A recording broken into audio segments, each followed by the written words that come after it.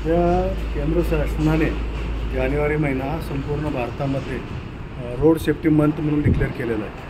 तर या महिन्यामध्ये वाहतूक पोलिसांच्या वतीने संपूर्ण नवी मुंबईमध्ये पब्लिक अवेअरनेसचे कार्यक्रम घेतले जातात। शाळांमध्ये ट्रक ड्रायव्हर्स असतील, टॅक्सी ड्रायव्हर्स असतील, रिक्षा ड्रायव्हर्स असतील किंवा नागरिक असतील, यांचे आपण अवेअरनेसचे कार्यक्रम घेतो। ट्रॅफिक रूल्स अँड रेग्युलेशन्स त्यांनी कसं पालन करावं यासाठी, जेणेकरून अपघाताचं प्रमाण कमी होईल।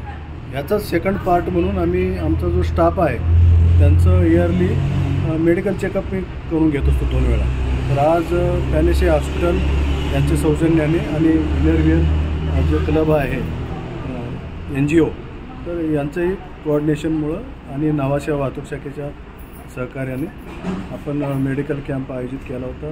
त्याच्यामध्ये उरण वाहतूक शाखा, नावाशा वाहतूक शाखा, नावाशा police station, Uran police station या 4 युनिटचे स्टाफ यांना बोलवण्यात आलं होतं आणि बऱ्यापैकी आमच्या लोकांनी उत्स्फूर्त सहभाग दाखवला आणि जवळजवळ 90% लोकांनी मेडिकल चेकअप करून घेतलं। त्यामुळं सगळ्यांचं ते BP, शुगर, ECG आणि प्रोफाईल या सगळ्या गोष्टी फ्री ऑफ कास्ट पॅलेसेमार्फत उपलब्ध झाली। मी त्यांचं आभार मानतो या निमित्तानं। धन्यवाद।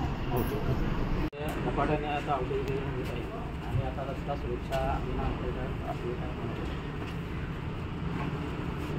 उरण तालुक्यामध्ये विशेष करून नवी मुंबई पोलीस आयुक्तालयातली ट्रॅफिक ही पूर्ण वेगळी आणि उरण तालुक्यामध्ये हेवी व्हेकल्सचं प्रमाण जास्त आहे।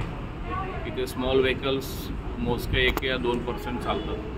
हेवी व्हेकल्ससाठी ह्या रस्ता सुरक्षा महिना 2025 जानेवारी म्हणजे आपण चालू केला आहे आणि डेली बेसिसला शाळा, कॉलेजेस, हॉस्पिटल, इवन ट्रान्सपोर्ट असोसिएशनचे सगळे ड्रायव्हर्स जे आहेत, हेवी व्हेकल्स CFSमध्ये, MTRमध्ये जे चालक लोक आहेत त्यांची आम्ही मीटिंग घेतल्यात, मेळावे घेतलेले आहेत। डेली बेसिसला हे काम चालू आहे।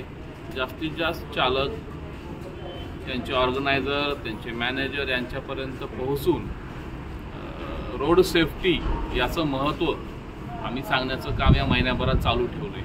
त्याचा परिणाम असा दिसतोय की स्वतःची आणि स्वतःच्या फॅमिलीची सेफ्टी आहेच, पण वाहन चालवताना समोरचा जो व्यक्ती आहे वाहनवर बसलेला आहे त्याची देखील सेफ्टी आपण करावी यासाठी आम्ही विशेष प्रयत्न ठेवला आहे। त्यांना जाणून बुजून सांगितलं की आपल्यापेक्षा समोरच्या व्यक्तीची सेफ्टी तुम्ही विचारात घेऊन, लक्षात घेऊन वाहन चालवावं, दुर्घटना टळती।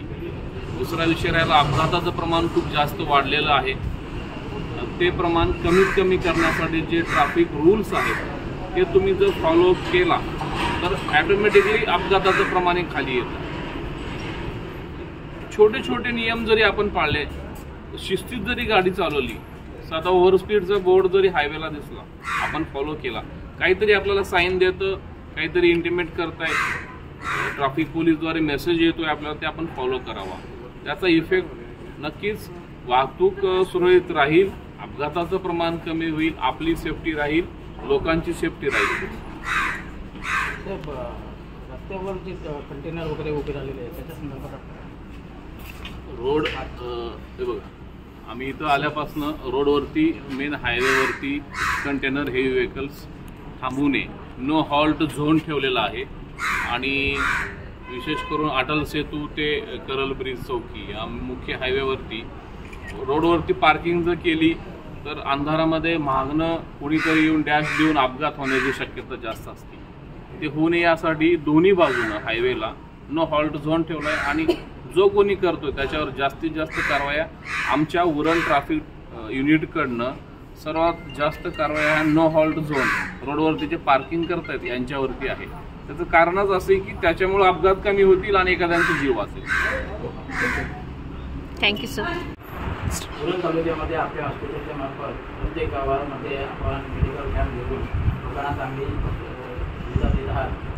या हॉस्पिटलच्या माध्यमातून आज देखील रस्ते अभियान, सुरक्षा अभियानांतर्गत जे आपण कॅम्प भरलेला आहे,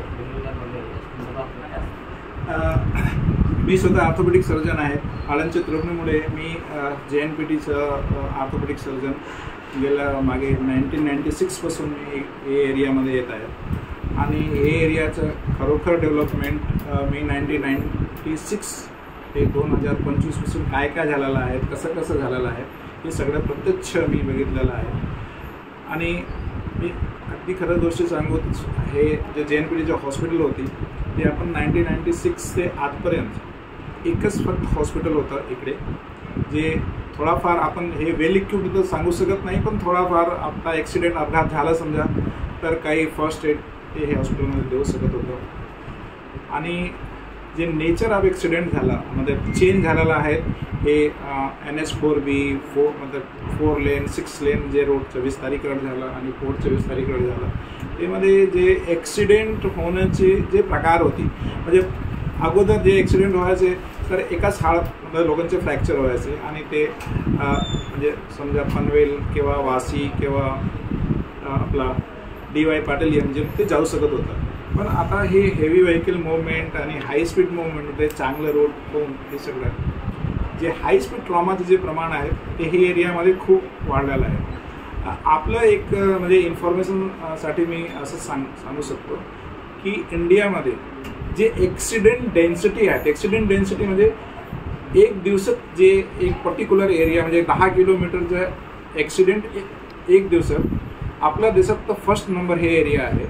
काय तर म्हणजे खूप गाडीचं मूवमेंट आहे. असे कस्टम क्लिअरिंग CHK एजंट इकडे खूप ट्रॅव्हल करतं मुंबईतून इथे. मला असं वाटतं एक डेलीचे कमीत कमी ते 4 ते 5,000 जे मोटर बायकर आहेत ते ट्रॅव्हल करतात कस्टम क्लिअरन्ससाठी. आणि आता जे ॲक्सिडेंट होतो ते पॉलिट्रामा आहे.